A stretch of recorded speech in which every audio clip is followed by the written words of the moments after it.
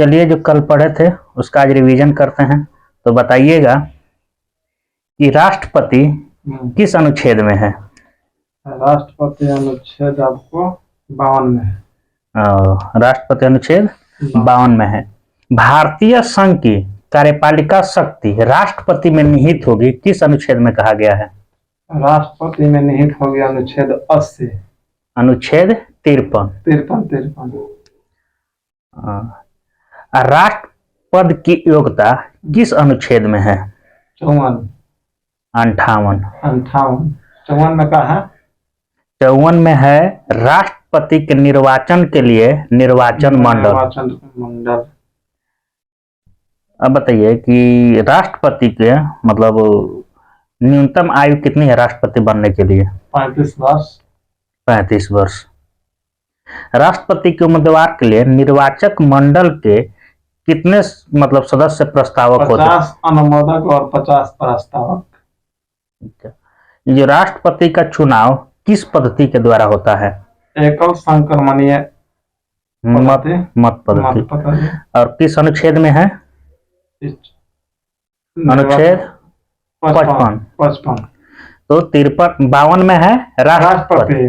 53 में है हो गया भारतीय संघ की कार्यपालिका शक्ति राष्ट्रपति में निहित होगा। 54 में होगा निर्वाचन मंडल और 55 में है एकल संक्रमणीय मत पद्धति के द्वारा उनका निर्वाचन किया होता है। और मान लीजिए कोई राष्ट्रपति के चुनाव में वाद विवाद होता है तो इसका सर्वोच्च न्यायालय में निपटारा होता है। आगे चलते हैं। बताइए कि डॉक्टर राजेंद्र प्रसाद कब से कब तक राष्ट्रपति थे। 50 से 62। और सबसे ज्यादा समय तक राष्ट्रपति किस राष्ट्रपति का कार्यकाल है। राजेंद्र प्रसाद का 2 बार।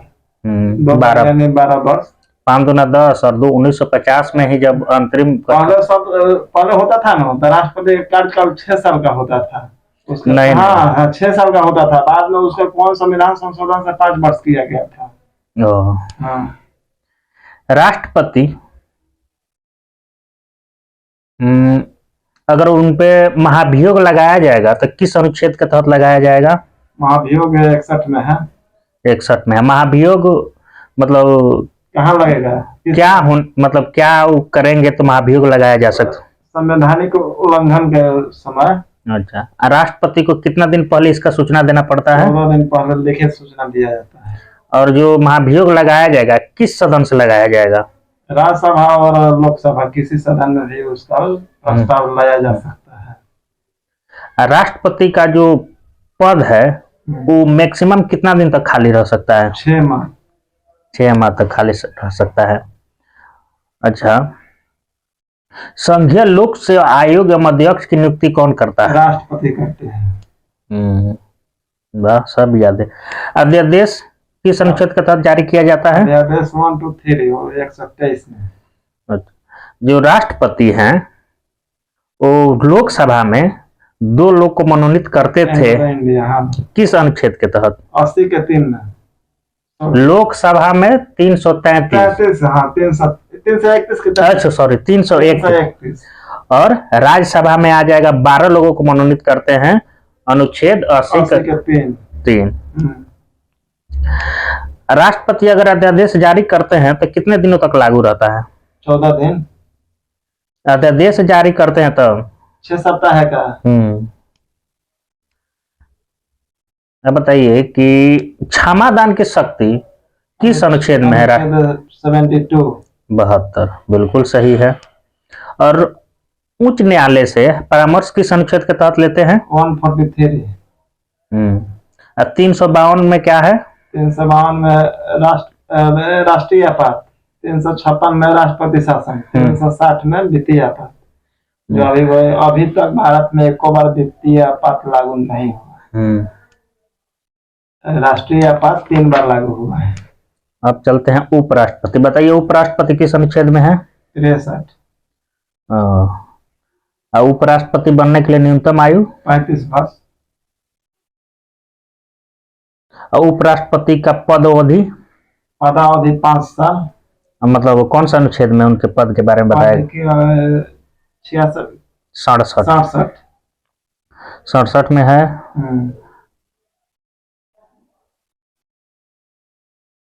चलिए अब आज हम लोग शुरू करते हैं मंत्री प्रधानमंत्री एवं मंत्री परिषद। तो संविधान का अनुच्छेद जो एक मिनट हम ये निकाल लेते हैं।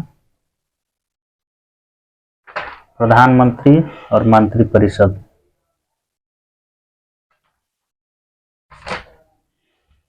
मंत्री, हाँ चलिए। संविधान का अनुच्छेद 74 के अनुसार राष्ट्रपति को उसके कार्यों के संपादन और सलाह देने हेतु एक मंत्री परिषद होगा जिसका प्रधान प्रधानमंत्री होगा। अनुच्छेद 75 में कहता है कि प्रधानमंत्री की नियुक्ति राष्ट्रपति करेंगे और अन्य मंत्रियों की नियुक्ति राष्ट्रपति प्रधानमंत्री की सलाह पर करेंगे। मंत्री परिषद में मंत्रियों की कुल संख्या प्रधानमंत्री को शामिल करके लोकसभा के कुल सदस्यों की संख्या का 15% से अधिक नहीं होगा। 51वां संविधान संशोधन 2003 में। लेकिन 10% कहाँ पे है? राज्यसभा में 10% मतलब हर एक राज्य में 15% मंत्री बन सकता है। हाँ। लेकिन केंद्र शासित में है 10। नहीं, सिर्फ दिल्ली में।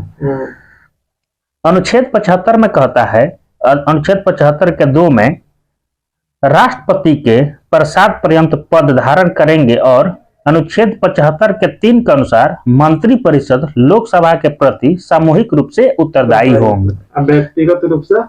व्यक्तिगत रूप से प्रधानमंत्री को, राष्ट्रपति के व्यक्तिगत रूप से राष्ट्रपति के प्रति। अच्छा, पद ग्रहण से पूर्व प्रधानमंत्री सहित प्रत्येक मंत्री को राष्ट्रपति के सामने पद और गोपनीयता का शपथ लेना पड़ता है। यह अनुच्छेद 75 के 4 में कहा गया है। मंत्री परिषद का सदस्य बनने के लिए वैधानिक दृष्टि से आवश्यक है कि संसद के किसी सदन का सदस्य हो। यदि व्यक्ति मंत्री बनते समय सदन सदस्य नहीं हो तो उसे 6 महीने के अंदर संसद सदस्य बनना अनिवार्य है, नहीं तो उसको अपना पद छोड़ना पड़ेगा। ये बोला गया अनुच्छेद 75 का 5। सभी मंत्रियों, राज्य मंत्री और उप मंत्रियों को निःशुल्क निवास स्थान तथा अन्य सुविधाएं प्राप्त होती है।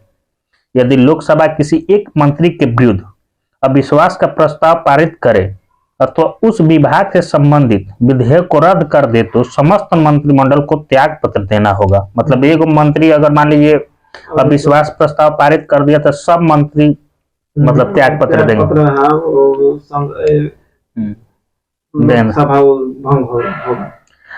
मंत्री कितने प्रकार के होते हैं? तो मंत्री 3 प्रकार के होते हैं। पहला होता है कैबिनेट मंत्री, दूसरा होता है राज्य मंत्री और तीसरा होता है उप मंत्री। कैबिनेट मंत्री विभाग के अध्यक्ष होते हैं। प्रधानमंत्री एवं कैबिनेट मंत्री को मिलाकर मंत्रिमंडल का निर्माण होता है। मंत्रिमंडल का निर्माण प्रधानमंत्री और कैबिनेट मंत्री को मिलाकर होता है। प्रधानमंत्री लोकसभा का नेता होता है। वह राष्ट्रपति को संसद का सत्र आहूत करने एवं सत्रवासन करने संबंधी परामर्श देता है। वह किसी भी समय लोकसभा को विघटित करने की सिफारिश राष्ट्रपति से कर सकता है। प्रधानमंत्री सभा पटल पर सरकार की नीतियों की घोषणा करता है। प्रधानमंत्री नीति आयोग, राष्ट्रीय विकास परिषद, राष्ट्रीय एकता परिषद, अंतर्राज्यीय परिषद तथा राष्ट्रीय जल संसाधन परिषद का अध्यक्ष होता है। प्रधानमंत्री नीति आयोग का, राष्ट्रीय विकास परिषद, राष्ट्रीय एकता परिषद, अंतर्राज्यीय परिषद तथा राष्ट्रीय जल संसाधन परिषद का अध्यक्ष होता है।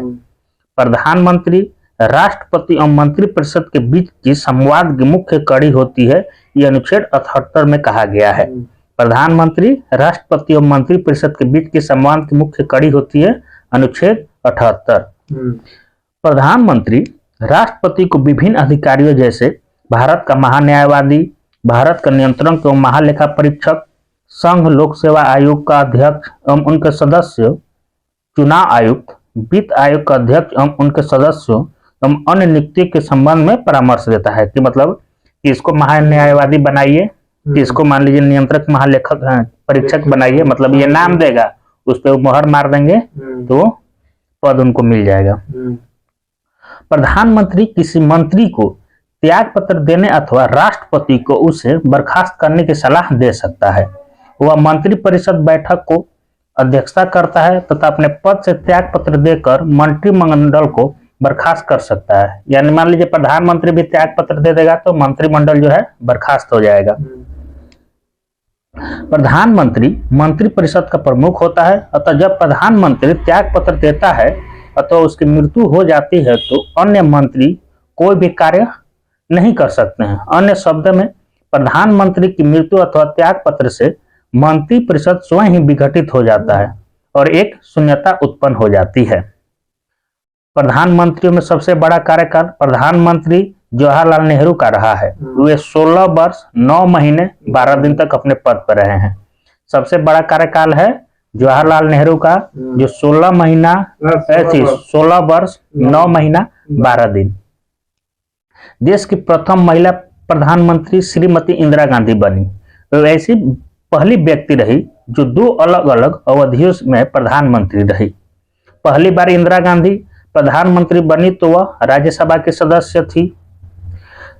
चरण सिंह एकमात्र ऐसे प्रधानमंत्री रहे जो कभी लोकसभा में उपस्थित नहीं हुए और विश्वास मत प्राप्त करने में असफल होने वाले प्रथम प्रधानमंत्री विश्वनाथ प्रताप सिंह हैं। मतलब चरण सिंह जो थे वो प्रधानमंत्री रहे लेकिन लोकसभा में नहीं पहुंचे, उपस्थित नहीं हुए। और विश्वास मत प्राप्त करने में असफल कौन हो गए? विश्वनाथ प्रताप सिंह। मतलब विश्वास मत नहीं प्राप्त कर पाए विश्वनाथ, लोकसभा में चरण नहीं रख पाए चरण सिंह। एक कार्यकाल में सबसे कम समय तक प्रधानमंत्री के पद पर रहने वाले प्रधानमंत्री अटल बिहारी वाजपेयी। नाम है अटल लेकिन सबसे कम कार्यकाल इनका है 13 दिन। भारत के प्रधानमंत्री जवाहरलाल नेहरू 1947 से 1964। उसके बाद लाल बहादुर शास्त्री बने 1964 से 1966। इंदिरा गांधी बनी 1966 से 77 तक। मोरारजी देसाई बने 77 से 89 तक। अच्छा 79 तक। 5वें नंबर पे बने चौधरी चरण सिंह जो कि लोकसभा में अपना पैर नहीं रख पाए थे 1989 से 79 से 80। इंदिरा गांधी बनी 1980 से 1984। 7वें नंबर पे बने हमारे राजीव गांधी 1984 से 1989। अब विश्वनाथ प्रताप सिंह बने 1989 से 1990। विश्वनाथ विश्वास मत प्राप्त नहीं कर पाए। चंद्रशेखर भाई बने 1990 से 1991। पीवी नरसिम्हा राव 1991 से 1996। 11वें नंबर पे आए अटल बिहारी वाजपेयी जो 1996 में ही 13 दिन में निपट गए। 16/5 से 1। उसके बाद आए 12वें नंबर पे हमारे HD देवगौड़ा जो 1996 से 1997 तक रहे। 13वें नंबर पे आए IK गुजराल, ये रहे 1997 से 1998। 14वें नंबर पे आए अटल बिहारी वाजपेयी, फिर आए और 1998 से 1999 तक रहे। फिर बने अटल बिहारी वाजपेयी 1999 से 2004। डॉक्टर मनमोहन सिंह जो कि 16वें प्रधानमंत्री थे 2004 से 2014, 10 साल रहे। अब हमारे 17वें प्रधानमंत्री हैं फेंकूलाल नरेंद्र मोदी जो 2014 से अभी तक फेंक रहे हैं। अभी कितना दिन तक फेंकेंगे। सबसे लंबा कार्यकाल है 16 वर्ष 9 महीना 12 दिन जवाहरलाल नेहरू का। उसके गैर कांग्रेसी प्रधानमंत्री कौन थे? वो थे मोरारजी देसाई। प्रथम गैर कांग्रेसी प्रधानमंत्री मोरारजी देसाई और प्रधानमंत्री पद से त्याग पत्र देने वाले प्रथम प्रधानमंत्री भी मोरारजी देसाई थे। लोकसभा का सामना न करने वाले प्रधानमंत्री थे चौधरी चरण सिंह। लोकसभा का सामना न करने वाले प्रधानमंत्री थे चौधरी चरण सिंह। अविश्वास प्रस्ताव द्वारा हटाए जाने वाले प्रथम प्रधानमंत्री थे विश्वनाथ प्रताप सिंह। पद ग्रहण करने के समय किसी भी सदन के सदस्य नहीं थे पीवी नरसिम्हा राव। पद ग्रहण करने के समय किसी भी सदन के सदस्य नहीं थे। कौन नहीं थे? पीवी नरसिम्हा राव। और सबसे छोटा कार्यकाल 13 दिन का अटल बिहारी वाजपेयी। पद ग्रहण करते समय विधानसभा के सदस्य थे। कौन विधानसभा के सदस्य थे? HD देवगौड़ा। मुख्यमंत्री तीन प्रधानमंत्रियों जवाहरलाल नेहरू, लाल बहादुर शास्त्री तथा श्रीमती इंदिरा गांधी की मृत्यु उनकी पदावधि के दौरान हो गई, मतलब पद रहते हुए इनकी मृत्यु हो गई। तो कौन कौन थे? जवाहरलाल नेहरू, लाल बहादुर शास्त्री और श्रीमती ग्रहण करते समय विधानसभा के सदस्य। साथ में यहाँ दिया है HD देवगौड़ा। साथ दिया है इसमें, अच्छा हमारे में है 3 4 6 7। चलो। लाल बहादुर शास्त्री की मृत्यु 11 जनवरी 1966 को भारत से बाहर ताशकंद में हुई थी। लाल बहादुर शास्त्री की मृत्यु 11 जनवरी 1966 को भारत से बाहर ताशकंद में हुई थी। मोरारजी देसाई सबसे अधिक उम्र एवं राजीव गांधी सबसे कम उम्र के प्रधानमंत्री। सबसे अधिक उम्र के मोरारजी देसाई, सबसे कम उम्र के राजीव गांधी। गुलजारी लाल नंदा 27 मई 1964 से 9 जून 1964 तक एवं 11 जनवरी 1966 से 24 जनवरी 1966 तक कार्यवाहक प्रधानमंत्री बने। भारत के प्रथम उप प्रधानमंत्री सरदार वल्लभ भाई पटेल थे। कैबिनेट मंत्रियों में सबसे बड़ा कार्यकाल जगजीवन राम का रहा, जो लगभग 32 वर्ष केंद्रीय मंत्रिमंडल में रहे। भाई साहब, सबसे ज्यादा कार्यकाल मंत्रिमंडल में किसका रहा है? जगजीवन राम का, जो कि 32 वर्ष रहा है। सबसे लंबी अवधि तक एक ही विभाग का कार्यभार संभालने वाली केंद्रीय मंत्री रही है राजकुमारी अमृता कौर। अब अगला टॉपिक है मंत्रिमंडल सचिवालय। मंत्रिमंडल सचिवालय भारत सरकार के लिए 1961 के अंतर्गत प्रत्यक्ष तौर पर प्रधानमंत्री का अधीन कार्य करता है। इसका प्रशासनिक प्रमुख कैबिनेट सचिव होता है। कैबिनेट सचिव सिविल सर्विसेज बोर्ड का पदेन अध्यक्ष होता है। कैबिनेट सचिव जो होता है सिविल सर्विस बोर्ड का पदेन अध्यक्ष। मंत्रिमंडल सचिवालय मंत्रिमंडल बैठकों के लिए कार्यसूची तैयार करता है तथा मंत्रिमंडल समितियों के लिए सचिवालय सहायता भी प्रदान करता है। यह विभिन्न मंत्रालयों के बीच समन्वय स्थापित करता है। मंत्रालयों के वित्तीय संसाधनों का आवंटन वित्त मंत्रालय द्वारा किया जाता है, न कि मंत्रिमंडल सचिवालय के द्वारा। अच्छा, मंत्रालय को वित्तीय संसाधनों का आवंटन वित्त मंत्रालय द्वारा किया जाता है, मतलब ये पैसा किनको देना है, ये पैसा किसको देना है, ये वित्त मंत्रालय करता है, ना कि मंत्रिमंडल। अगला हम लोग का टॉपिक है संघीय संसद, चैप्टर 14 संघीय संसद। देखते हैं, भारत की संसद राष्ट्रपति, राज्यसभा तथा लोकसभा से मिलकर बनती है। अनुच्छेद 79 में कहा गया है भारत की संसद राष्ट्रपति, राज्यसभा तथा लोकसभा से मिलकर बनती है। अनुच्छेद 79। अब देखते हैं राज्यसभा, जिसको हम लोग उच्च सदन भी कहते हैं। राज्यसभा को उच्च सदन कहते हैं।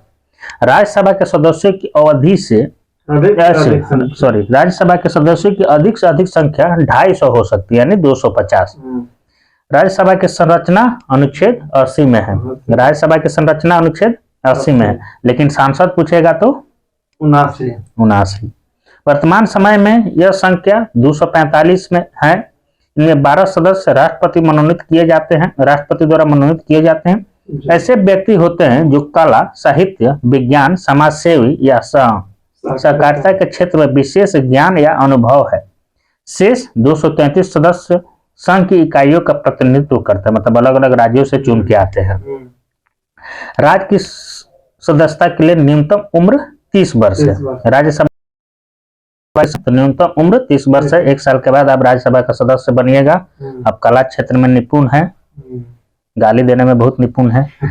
राज्यसभा एक अस्थायी सदन है जो कभी भंग नहीं होता है। इसके सदस्य का कार्यकाल 6 वर्ष का होता है। इसके 1/3 सदस्य प्रति वर्ष सेवानिवृत्त हो जाते हैं। अनुच्छेद 83 के 1 में कहा गया है। 83 के 1 में है कि राज्यसभा का 1/3 सदस्य प्रत्येक 2 वर्ष बाद सेवानिवृत्त हो जाएंगे। राज्यसभा में सदस्यों की संख्या, किस राज्य में कितना राज्यसभा से सदस्य जाते हैं? तो उत्तर प्रदेश से 31, महाराष्ट्र से 19। सबसे ज्यादा कहां से जाते हैं? उत्तर प्रदेश से 31, महाराष्ट्र से 19, तमिलनाडु से 18 और बिहार से 16, पश्चिम बंगाल से भी 16, कर्नाटक से 12, आंध्र प्रदेश से 11, मध्य प्रदेश से भी 11 और गुजरात से भी 11। अब आएंगे उड़ीसा से, तो उड़ीसा से जाते हैं 10, राजस्थान से भी 10, केरल से 9, पंजाब और असम से 7, पंजाब और असम से 7, और तेलंगाना से भी 7, झारखंड आएंगे हम लोग का पड़ोसी राज्य 6, छत्तीसगढ़ से 5, हरियाणा से भी 5, और हिमाचल प्रदेश चलते हैं तो 3, उत्तराखंड से भी 3, और बाकी नागालैंड उत्तर भारत का सबसे पूर्वोत्तर भारत का सबसे एक सदस्य जाते हैं, जिसमें गोवा एक इधर आ जाता है, इससे भी एक जाते हैं। संघीय क्षेत्र में आते हैं तो जम्मू कश्मीर से 4, दिल्ली से 3, और पुदुचेरी से 1। दिल्ली से कितना? 3, जम्मू कश्मीर से 4, और पुदुचेरी से 1।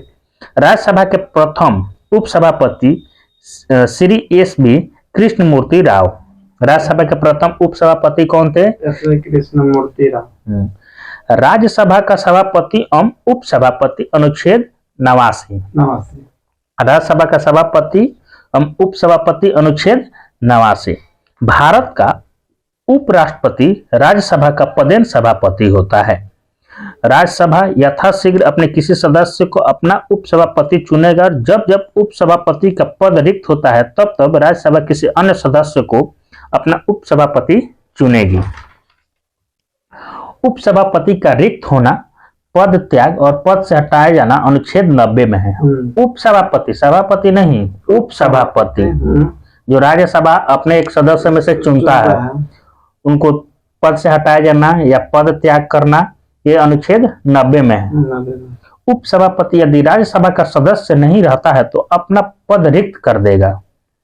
अच्छा, मतलब कला वाला के एथी में क्षेत्र में रहेगा तो उपसभापति नहीं बन सकता है। बनेगा तो क्या बोल रहा है? उपसभापति यदि राज्यसभा का सदस्य नहीं होगा तो सभापति को संबोधित त्याग पत्र द्वारा अपना पद त्याग कर सकेगा उपसभापति। राज्यसभा के तत्कालीन समस्त सदस्यों को बहुमत से पारित संकल्प द्वारा अपने पद से हटाया जा सकेगा, परंतु इस संकल्प को प्रस्तावित करने का आवश्यक सूचना उसे कम से कम 14 दिन पहले देनी होगी।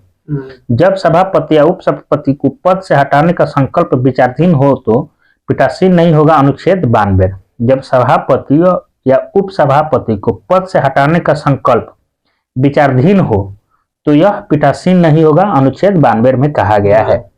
मंत्रिपरिषद राज्यसभा के प्रति उत्तरदायी नहीं होता है। मंत्रिपरिषद राज्यसभा के प्रति उत्तरदायी, लोकसभा के प्रति उत्तरदायी होता है। अनुच्छेद 249 में कहा गया है यदि राज्यसभा उपसभापति अनुच्छेद 249 में कहा गया है कि यदि राज्यसभा उपस्थित तथा मत देने वाले सदस्यों के 2/3 बहुमत से प्रस्ताव पारित कर यह घोषित करती है कि राज्य सूची में उल्लेखित कोई विषय राष्ट्रीय महत्व का है तो संसद उस विषय पर अस्थायी कानून निर्माण कर सकती है। ऐसा प्रस्ताव 1 वर्ष से अधिक प्रभावी नहीं रहता है, लेकिन यदि राज्यसभा चाहे तो हर बार इसे 1 वर्ष के लिए बढ़ाया जा सकता है। मतलब बार बार इसको पारित कर करके एक साल बढ़ाते रहिए। केवल राज्यसभा को राज्यसभा में उपस्थित तथा मत देने वाले सदस्यों में कम से कम 2/3 सदस्यों से बहुमत से अखिल भारतीय सेवाओं का सृजन का अधिकार है, अनुच्छेद 312। केवल राज्यसभा में उपस्थित तथा मत देने वाले सदस्यों के कम से कम 2/3 सदस्यों के बहुमत से अखिल भारतीय सेवाओं का सृजन का अधिकार आपको 312 सिविल सर्विस लोकसभा अखिल भारतीय सेवाओं का सृजन, मतलब इसमें अखिल भारतीय जो सेवा है उसमें लोकसभा का कोई योगदान नहीं होगा, इसमें सिर्फ राज्यसभा ही यूपीएससी का प्राप्त कर रहा है। अखिल भारतीय सेवा सब दूसरा चीज है। धन विधेयक राज्यसभा में पुनः स्थापित नहीं किया जाएगा, अनुच्छेद 109 के 1 में कहा गया है। धन विधेयक राज्यसभा में पुनः स्थापित नहीं किया जाएगा, अनुच्छेद 109 के 1 में है। धन विधेयक के संबंध में राज्यसभा को केवल सिफारिशें करने का अधिकार है, मतलब इसमें बदलाव नहीं कर सकता है, इसमें खाली सिफारिश कर सकता है कि ऐसे गड़बड़ हो गया है सर। इसे मानने के लिए लोकसभा बाध्य नहीं है। इसके लिए राज्यसभा को 14 दिन का समय मिलता है। यदि इस समय में विधेयक वापस नहीं होता है तो पारित समझा जाता है। मतलब तुम्हारा कोई वैल्यू नहीं है, तुम पारित करो चाहे नहीं करो। राज्यसभा धन विधेयक को न अस्वीकार कर सकती है और ना ही उस पर कोई संशोधन कर सकती है। राज्यसभा सदस्य जो प्रधानमंत्री बने, इंदिरा गांधी राज्यसभा सदस्य थी जो प्रधानमंत्री बन गई 66 से 67। उसके बाद हमारे HD देवगौड़ा थे जो राज्यसभा सदस्य थे, वो भी प्रधानमंत्री बन गए 1996 से 97। और IK गुजराल थे, ये भी 97। और हमारे डॉक्टर मनमोहन सिंह राज्यसभा के सदस्य थे, ये भी प्रधानमंत्री बन गए थे 2004।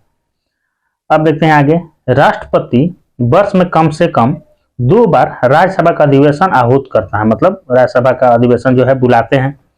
राज्यसभा के एक सत्र की अंतिम बैठक तथा अगले सत्र की प्रथम बैठक के लिए नियत तिथि के 6 माह से अधिक का अंतर नहीं होना चाहिए, मतलब दोनों बैठकों के बीच 6 माह का अंतर नहीं होना चाहिए। 6 माह से अधिक नहीं होना चाहिए। हाँ, वही 6 माह से अधिक नहीं होना चाहिए। राज्यसभा का पहली बार गठन 3 अप्रैल 1952 ईस्वी को किया गया। इसकी पहली बैठक 13 मई 1952 को हुई। राज्यसभा का जो गठन हुआ 3 अप्रैल 1952 में, लेकिन उस दिन इसका बैठक नहीं हुआ, बैठक किया गया 13 मई 1952। 1 महीना 10 दिन के बाद। संसद भवन यह एक वृत्ताकार भवन है जिसका design architect sir Edwin Lutyens एवं सर हेवर्ट बेकर ने 1912-13 में तैयार किया। संसद भवन की नींव 12/2/1921 को रखी गई। संरचना की बाहरी परिधि 144 ग्रेनाइट पत्थरों से स्तंभ पर टिकी हुई है। राज्यसभा में प्रतिनिधित्व नहीं है, किसका प्रतिनिधित्व नहीं है? अंडमान निकोबार का नहीं है, चंडीगढ़ का नहीं है, दादर नगर हवेली का नहीं है, दमन दीव का नहीं है, लक्षद्वीप का नहीं है। केंद्र शासित में 3 को छोड़कर 3 को कौन कौन था? दिल्ली था, कश्मीर था, पुदुचेरी। अब बाकी किसी का नहीं है। अब आते हैं लोकसभा। तो लोकसभा की संरचना अनुच्छेद 81 में है। लोकसभा की संरचना अनुच्छेद 81 में है। लोकसभा संसद का प्रथम या निम्न सदन है जिसका सभापतित्व करने के लिए एक अध्यक्ष होता है। लोकसभा अपनी पहली बैठक के पश्चात यथाशीघ्र अपने 2 सदस्यों को अध्यक्ष और उपाध्यक्ष के रूप में चुनता है। अनुच्छेद 93 में है। लोकसभा अपनी पहली बैठक के पश्चात, मतलब पहली बैठक के बाद ही चुना जाएगा। यथाशीघ्र 2 सदस्यों को अध्यक्ष एवं उपाध्यक्ष चुनेगी। अनुच्छेद 93 में कहा गया है। मूल संविधान में लोकसभा सदस्य संख्या 500 निश्चित की गई। अभी इसके सदस्यों की अधिकतम संख्या 552 है, 52 हो सकती है। इनमें अधिकतम 530 सदस्य राज्यों के निर्वाचन क्षेत्र से और अधिकतम 20 सदस्य संघीय क्षेत्रों से निर्वाचित किए जा सकते हैं। मतलब 530 जो है राज्य से और 20 जो है संघ से, मतलब केंद्र शासित प्रदेश से। आगे देखते हैं, एक राष्ट्रपति आंग्ल भारतीय वर्ग के अधिकतम 2 सदस्यों को मनोनयन कर सकते हैं, लेकिन अब ये खत्म हो गया है, अब मनोनयन नहीं करते हैं आंग्ल भारतीय को। वर्तमान में लोकसभा की सदस्य संख्या 545 है। इन सदस्यों में 524 जो है सदस्य 28 राज्यों से, 19 सदस्य 8 केंद्र शासित प्रदेशों से, मतलब 524 जो है राज्य से आए हैं और 19 अभी है केंद्र शासित प्रदेश से। लेकिन मैक्सिमम केंद्र शासित प्रदेश से कितना आ सकते हैं? 20। और राज्य से कितना आ सकते हैं? मैक्सिमम 30। आगे देखते हैं, आंग्ल भारतीय वर्ग प्रतिनिधित्व के रूप में राष्ट्रपति द्वारा मनोनीत होगा। अनुच्छेद 331 में कहा गया है 2 लोगों को आंग्ल को मनोनीत करेंगे। नए परिसीमन के बाद लोकसभा में अनुसूचित जातियों के लिए 84 स्थान एवं अनुसूचित जनजातियों के लिए 47 स्थान आरक्षित किए गए हैं। अनुच्छेद 330 में क्या कहा गया है कि अनुसूचित जातियों अनुसूचित के लिए आरक्षित रहेगा और 47 अनुसूचित जनजाति के लिए। मतलब यही कल आप बोल रहे थे, अनुच्छेद 330 में है। 2001 में संसद द्वारा पारित 84वें संविधान संशोधन विधेयक के अनुसार लोकसभा और विधानसभा की सीटों की संख्या 2026 ईस्वी तक यथावत रखने का प्रावधान किया गया है। मतलब 2026 तक कितना रहेगा? 550 और 2 को मनोनीत करेंगे तो 552। लोकसभा के सदस्यों के चुनाव गुप्त मतदान के द्वारा वयस्क मताधिकार यानी 18 वर्ष के ऊपर जो भी लगे रहेंगे वो चुनाव कर सकते हैं। 61वें संविधान संशोधन 1989 के अनुसार भारत में 18 वर्ष की आयु प्राप्त व्यक्ति को वयस्क माना जाएगा। लोकसभा में अनुसूचित जातियों तथा अनुसूचित जनजातियों के लिए राज्यवार जनसंख्या के अनुपात में आरक्षण का प्रावधान है। अनुच्छेद 330 एवं 332। यह प्रावधान प्रारंभ में 10 वर्ष के लिए किया गया था, किंतु इसे संविधान संशोधन द्वारा 10-10 वर्ष के लिए आगे बढ़ाया जाता है। वर्तमान में 95वें संविधान संशोधन 2009 द्वारा अनुच्छेद 334 में संशोधन कर लोकसभा में अनुसूचित जातियों और अनुसूचित जनजातियों का आरक्षण तथा आंग्ल भारतीय के मनोनीत करने संबंधी प्रावधान को 2020 तक के लिए बढ़ा दिया गया। अच्छा, 2020 पार हो गया, 2020 तक इसके दिया है। आंग्ल भारतीयों का तो खत्म कर दिया था, 2030 कैसे? आंग्ल भारतीयों को मनोनीत करने का संबंध है तो खत्म का कर दिया गया है। इस बार 2 को चुन कर आ गया है, इसी से उसको नहीं, अगर चुन कर नहीं आता तो उसको तो मनोनीत करना ही पड़ता है। इस बार चुन लिया गया है उसको। अच्छा, आगे देखते हैं। सबसे मतलब 2030 तक बढ़ा दिया गया है। 2030 तक।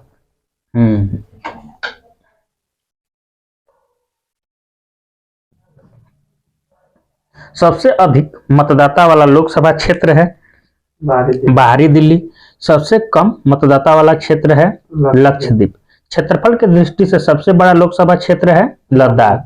जनसंख्या की दृष्टि से पूछेगा तो बाहरी दिल्ली, और क्षेत्रफल की दृष्टि से पूछेगा लद्दाख। क्षेत्रफल की दृष्टि से सबसे छोटा लोकसभा क्षेत्र है चांदनी चौक दिल्ली। लोकसभा के सदस्यता के लिए अनिवार्य योग्यता: वह व्यक्ति भारत का नागरिक हो, उसकी आयु 25 वर्ष या इससे अधिक हो, भारत सरकार अथवा किसी राज्य सरकार के अंतर्गत कोई लाभ के पद पर नहीं हो, वह पागल व दिवालिया न हो। आगे देखते हैं कि लोकसभा में सदस्यों की संख्या किस राज्य में कितना लोकसभा के सदस्यों की संख्या है, तो बताइएगा। उत्तर प्रदेश में 80, महाराष्ट्र में 48, पश्चिम बंगाल में 42, बिहार में 40, तमिलनाडु में 39, मध्य प्रदेश में 29, कर्नाटक में 28, गुजरात में 26, राजस्थान में है 25, आंध्र प्रदेश में भी 25, उड़ीसा में है 21, केरल में 20 है, तेलंगाना में 17 है, झारखंड में 14 है, असम में 14, पंजाब में 13, छत्तीसगढ़ 11, हरियाणा 10, उत्तराखंड 5, हिमाचल प्रदेश 4, मेघालय 2, अरुणाचल प्रदेश 2, गोवा में भी 2, मणिपुर 2, त्रिपुरा 2, सिक्किम, नागालैंड और मिजोरम में 1-1-1।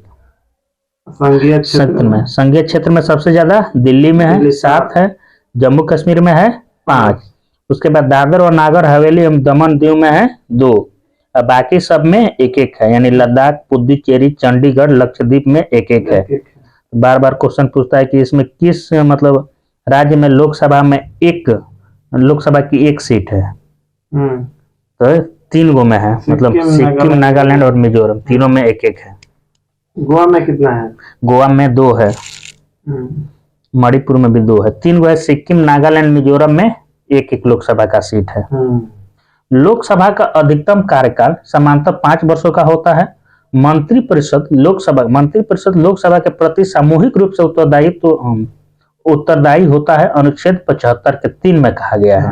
अनुच्छेद 75 के 3 में कहा गया है मंत्रिपरिषद लोकसभा के प्रति सामूहिक रूप से उत्तरदायी होता है। प्रधानमंत्री के परामर्श के आधार पर राष्ट्रपति के द्वारा लोकसभा को समय से पूर्व भंग किया जा सकता है। प्रधानमंत्री के परामर्श के आधार पर राष्ट्रपति के द्वारा लोकसभा को समय से पूर्व भंग किया जा सकता है।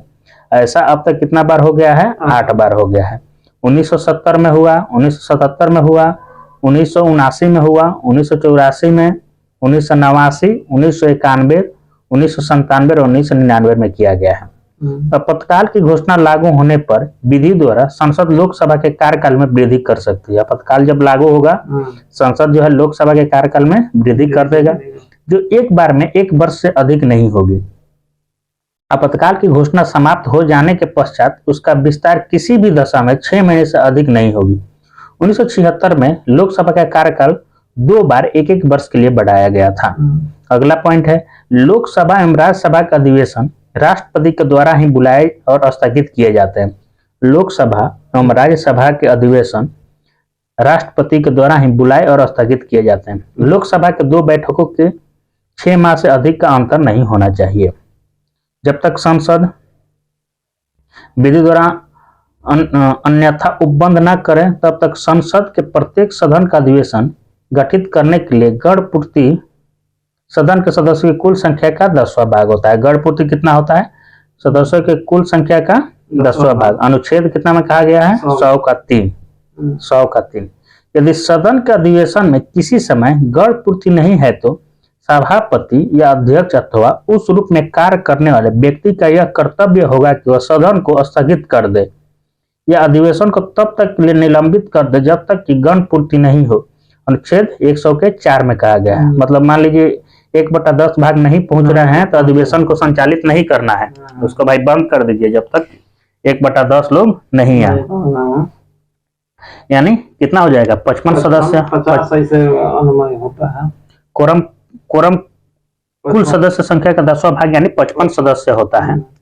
संविधान का अनुच्छेद 108 में संसद के संयुक्त अधिवेशन व्यवस्था की गई है। अनुच्छेद 108 में संयुक्त अधिवेशन राष्ट्रपति के द्वारा निम्न 3 स्थितियों में बुलाया जा सकता है। कौन 3 स्थिति है? विधेयक एक सदन से पारित होने के बाद जब दूसरे सदन में जाए तब यदि दूसरा सदन द्वारा विधेयक अस्वीकार कर दिया जाए, मतलब वो नहीं माने। दूसरा पॉइंट इसमें बोलता है विधेयक पर किए जाने वाले संशोधन के बारे में दोनों सदन अंतिम रूप से असहमत हो गए हों। तीसरा पॉइंट कहता है दूसरे सदन को विधेयक प्राप्त होने की तारीख से उसके द्वारा विधेयक पारित किए बिना 6 माह से अधिक बीत गया हो। मतलब हम उस सदन में भेज दिए हैं, वो 6 माह से पारित नहीं कर रहा है, तब भाई संयुक्त अधिवेशन बुलाया जा सकता है। सदनों की संयुक्त बैठक में अधिवेशित होने के लिए आहूत करने के अपने आशय के राष्ट्रपति की सूचना के पश्चात लोकसभा का विघटन बीच में हो जाने पर भी अनुच्छेद 105 के अधीन संयुक्त बैठक हो संयुक्त बैठक हो सकेगी। मतलब कि बीच में मान लीजिए लोकसभा विघटित हो गया है, फिर भी 108 के 5 के तहत संयुक्त बैठक हो सकती है और विधेयक पारित हो सकता है। अनुच्छेद 108 के द्वारा निर्धारित संयुक्त बैठक की प्रक्रिया सामान्य विधायन तक ही सीमित है। धन विधेयक या संविधान संशोधन विधेयक पारित के लिए संयुक्त बैठक नहीं हो सकती है। मतलब धन विधेयक और संविधान संशोधन विधेयक के लिए संयुक्त बैठक नहीं बुलाया जा सकता। संविधान संशोधन विधेयक दोनों सदनों में अलग अलग पारित होना चाहिए। संविधान संशोधन जो है उसमें अलग पारित होना चाहिए, इसमें अलग पारित होना चाहिए। संविधान संशोधन अनुच्छेद 368(2) द्वारा कहा गया है। 368 में कहा गया है, 368 के 2 में संशोधन लोकसभा संविधान संशोधन अलग करेगा और राज्यसभा अपना अलग करेगा। राष्ट्रपति राज्यसभा के सभापति और लोकसभा के अध्यक्ष से परामर्श करने के पश्चात दोनों सदनों की संयुक्त बैठक से संबंधित उनमें परस्पर संचार से संबंधित प्रक्रिया के नियम बना सकेगा। अनुच्छेद 118 के 3 में कहा गया है। अगला है संयुक्त अधिवेशन की अध्यक्षता लोकसभा के अध्यक्ष द्वारा किया जा सकता है। अनुच्छेद 118 के 4 में कहा गया है। संयुक्त अधिवेशन की अध्यक्षता लोकसभा के अध्यक्ष द्वारा की जाती है। अनुच्छेद 118 के 4 में कहा गया है। संयुक्त बैठक से अध्यक्ष की अनुपस्थिति के दौरान सदन का उपाध्यक्ष या यदि वह भी अनुपस्थित हो तो राज्यसभा का उपसभापति या यदि वह भी अनुपस्थित हो तो ऐसे अन्य व्यक्ति पीठासीन होगा जो उस बैठक में उपस्थित सदस्यों द्वारा अवधारित किया जाए। संयुक्त बैठक में कोई विधेयक निर्दिष्ट किया जाता है तो इस विधेयक को दोनों सदनों की उपस्थिति तथा मत देने वाले सदस्यों के साधारण बहुमत से पारित किया जाएगा। मतलब साधारण बहुमत मतलब दोनों को 2 से डिवाइड कर दीजिए और 1 ज्यादा हो जाएगा तो साधारण बहुमत। अब विशेष बहुमत होता है 2/3 2/3 और साधारण बहुमत होता है मतलब जितना सदस्य है उसका आधा से 1 ज्यादा। संयुक्त बैठक की समस्त कार्यवाही लोकसभा की प्रक्रिया के अनुसार होती है। संसद में लंबित विधेयक सदनों के सत्रवासन के कारण व्यपगत यानी समाप्त नहीं होता है। संसद में लंबित विधेयक मतलब संसद मान लीजिए लंबित विधेयक किसी विधेयक को रोक के रखा है तो अगर सत्रवासन हो जाता है तो वो विधेयक को समाप्त नहीं किया जाएगा। यह अनुच्छेद 107 के 3 में कहा गया है। राज्यसभा में लंबित विधेयक जिसको लोकसभा में पारित नहीं किया गया है लोकसभा में विघटन पर व्यापगत नहीं होता है, अनुच्छेद 107 के 4 में कहा गया है। 107 के 4 कोई विधेयक जो लोकसभा में लंबित है या जो लोकसभा द्वारा पारित कर दिया गया और राज्यसभा में लंबित है तो अनुच्छेद 108 के उपबंधों के अधीन रहते हुए लोकसभा के विघटन पर व्यापगत हो जाएगा। लोकसभा में एक दिन में तारांकित प्रश्न की अधिकतम संख्या 20 है। लोकसभा में एक दिन में तारांकित प्रश्न 20 पूछे जा सकते हैं। धन विधेयक के संबंध में लोकसभा का निर्णय अंतिम होता है। इस संबंध में संयुक्त अधिवेशन की व्यवस्था नहीं है। अविश्वास प्रस्ताव केवल लोकसभा में ही पुनः स्थापित किया जा सकता है। अविश्वास प्रस्ताव प्रस्तुत करने के लिए कम से कम 50 लोकसभा सदस्यों का समर्थन की जरूरत होती है, जबकि अविश्वास प्रस्ताव को पारित करने के लिए लोकसभा के सदस्यों को बहुमत की जरूरत होती है। यदि अविश्वास प्रस्ताव पारित हो जाता है तो सरकार को इस्तीफा देना पड़ता है। नोट है, भारत के संविधान में किसी अविश्वास प्रस्ताव का उल्लेख नहीं है। भारत के संविधान में अविश्वास प्रस्ताव का उल्लेख नहीं है। चलिए आप जो पढ़े हैं उसमें जो भी महत्वपूर्ण प्रश्न बनेंगे उसको एक बार देख लेते हैं। आज पढ़े राष्ट्रपति से ना, कहाँ से पढ़े? अच्छा, प्रधानमंत्री प्रधानमंत्री और मंत्रिपरिषद। तो बताइएगा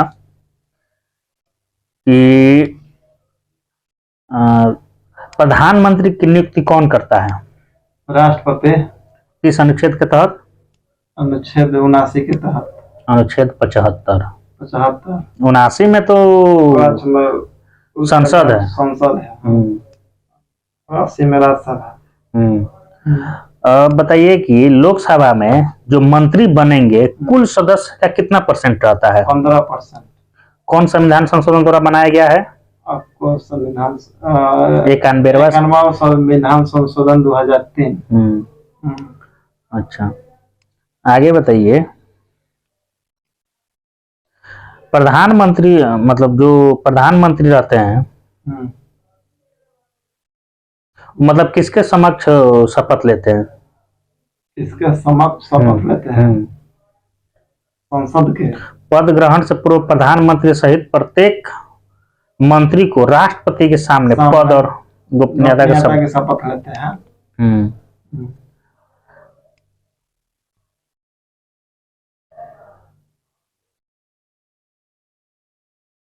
मंत्री मतलब कितने तरह के मंत्री होते हैं? 3 प्रकार के। कौन कौन? कैबिनेट मंत्री, राज्य मंत्री, उप मंत्री। उप मंत्री।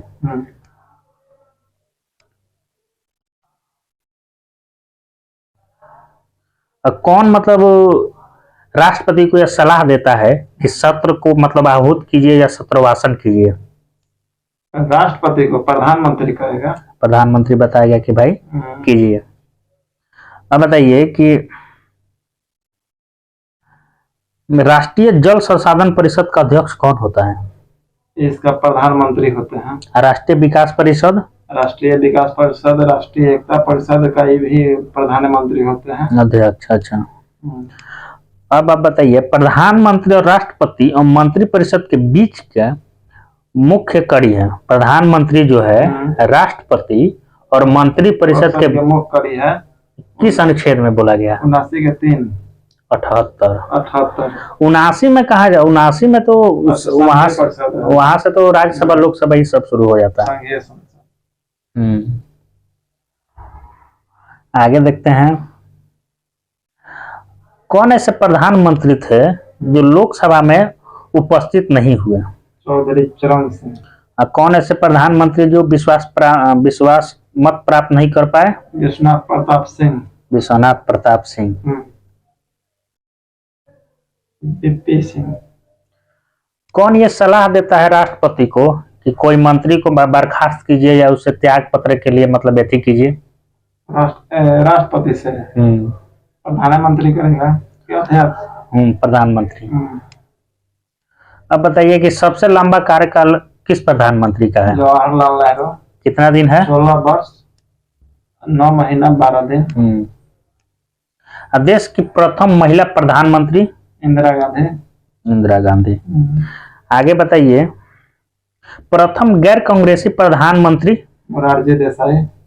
लोकसभा का सामना न करने वाला प्रधानमंत्री? चौधरी चरण सिंह। सबसे छोटा कार्यकाल? अटल बिहारी वाजपेयी 13 दिन। पद ग्रहण करते समय विधानसभा के सदस्य थे? एच.डी. देवगौड़ा। एच.डी. देवगौड़ा। और सबसे अधिक उम्र के प्रधानमंत्री? मोरारजी देसाई। मोरारजी देसाई। मोरारजी देसाई। सबसे कम राजीव गांधी। सबसे कम राजीव गांधी। कितने ऐसे प्रधानमंत्री हुए जिनका कार्यकाल के दौरान मृत्यु हो गया? 3। कौन कौन? इंदिरा गांधी, इंदिरा गांधी, जवाहरलाल नेहरू, राजीव गांधी, लाल बहादुर शास्त्री हैं। भारत के प्रथम उप प्रधानमंत्री? सरदार वल्लभ भाई पटेल। और सबसे ज्यादा कौन कैबिनेट मंत्री रहे हैं? जगजीवन राम। और सबसे लंबी अवधि तक एक ही विभाग के कार्यभार संभाली है? कुमारी अमृता कौर। चलिए बताइए कि भारत मतलब संसद का उल्लेख किस अनुच्छेद में है? संसद का उल्लेख 79 में है। और राज्यसभा का? 80 में है। राज्यसभा का अधिकतम सदस्य संख्या कितना हो सकता है? 250। राष्ट्रपति कितने लोगों को मनोनीत करते हैं राज्यसभा में? राज्यसभा में 12 गो, लोकसभा में 2 गो। और राज्यसभा के सदस्यों की न्यूनतम आयु? राज्यसभा के 30 वर्ष। और सबसे अधिक किस राज्य से लोकसभा के सदस्य चुने जाते हैं? उत्तर प्रदेश का 31। उत्तर प्रदेश। और बिहार का कितना है? 16। और राज्यसभा का सभापति और उप सभापति का उल्लेख किस अनुच्छेद में है? 79 के 3। 79, सिर्फ 79। आगे बात करेंगे उप सभापति का पद रिक्त होना, पद त्यागना और पद से हटाया जाना किस अनुच्छेद में वर्णित है? 90। उप सभापति का पद त्याग देगा, पद से हटा दिया जाएगा, पद रिक्त रहेगा, अनुच्छेद 90 में है।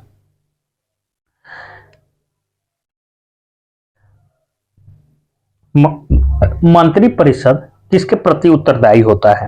मंत्री परिषद लोकसभा के प्रति सामूहिक रूप से उत्तरदायी होता है। सामूहिक रूप से।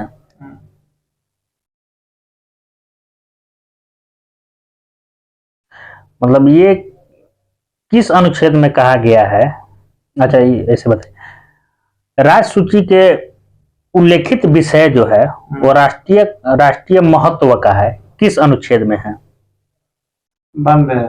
249।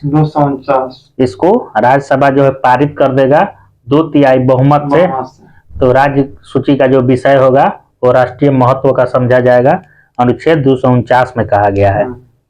और केवल किस एक मतलब सेवाओं का सृजन के लिए लोग केवल मतलब राज्यसभा ही उत्तरदायी होता है?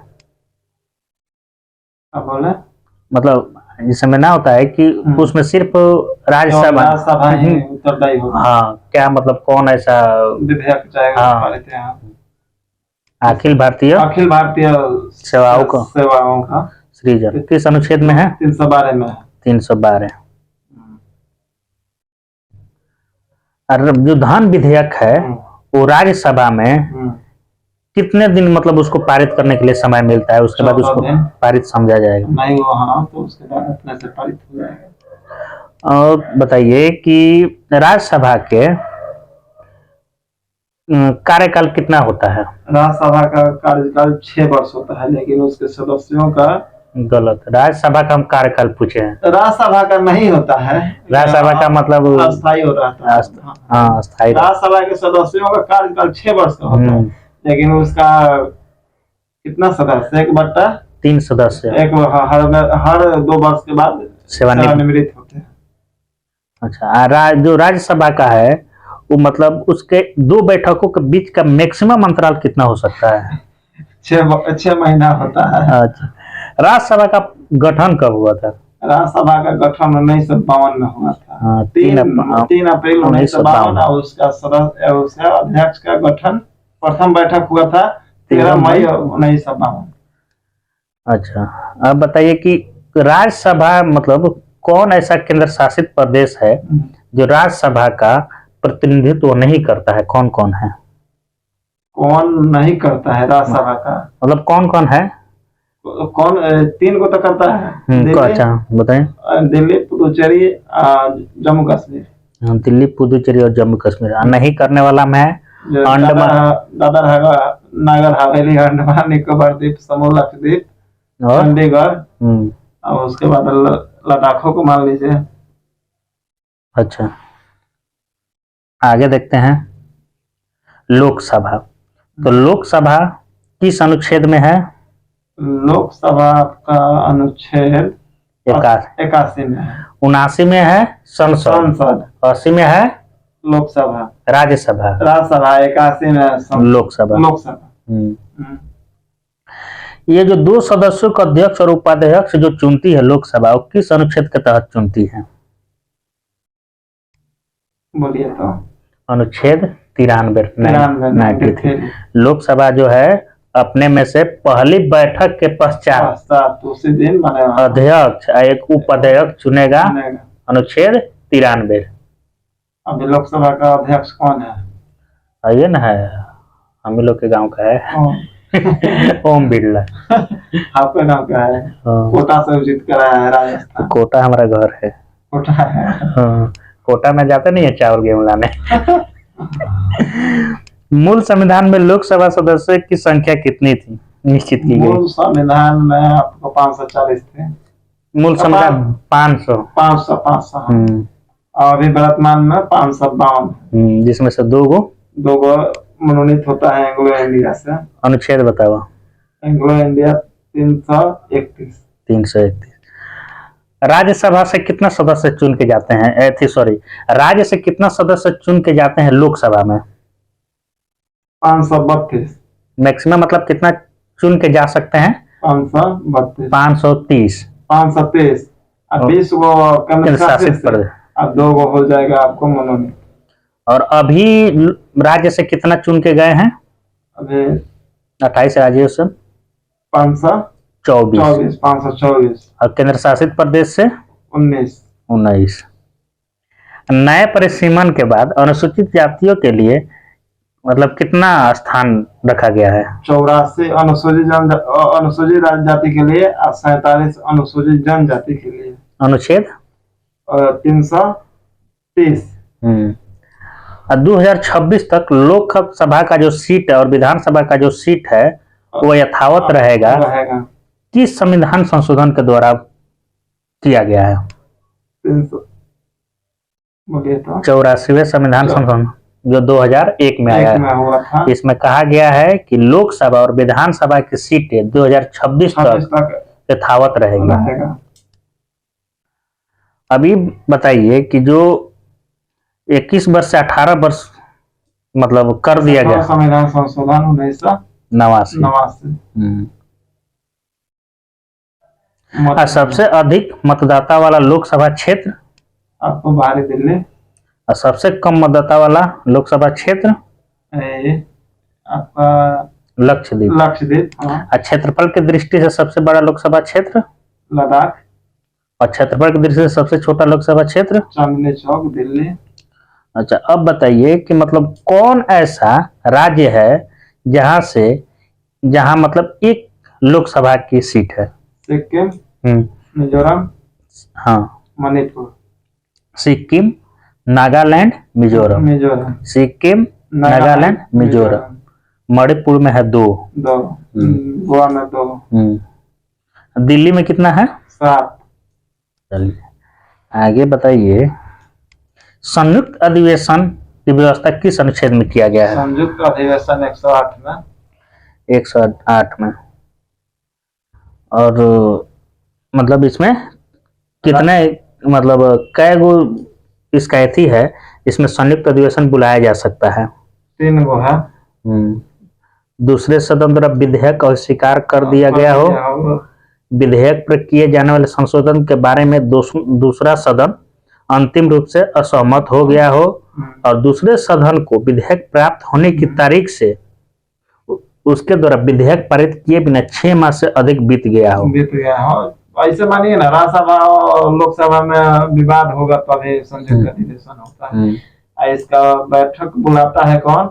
राष्ट्रपति। इसका अध्यक्षता करता है लोकसभा के अध्यक्ष। बिल्कुल सही बात है। आप बताइए कि प्रधानमंत्री के परामर्श मतलब राष्ट्रपति लोकसभा को कितना बार भंग किए हैं? अभी 8 तो बार 8 पर। और इनका 70 में लास्ट 99। और लोकसभा का जो कार्यकाल है वो कब बढ़ाया गया था? आपको 77 में बढ़ाया गया था। 76 में। 76 में 2 वर्ष के हम्म। लिए। एक बार में 1 वर्ष से ही बढ़ाया जा सकता है। लेकिन एक एक वर्ष करके 2 बार बढ़ा दिया गया था।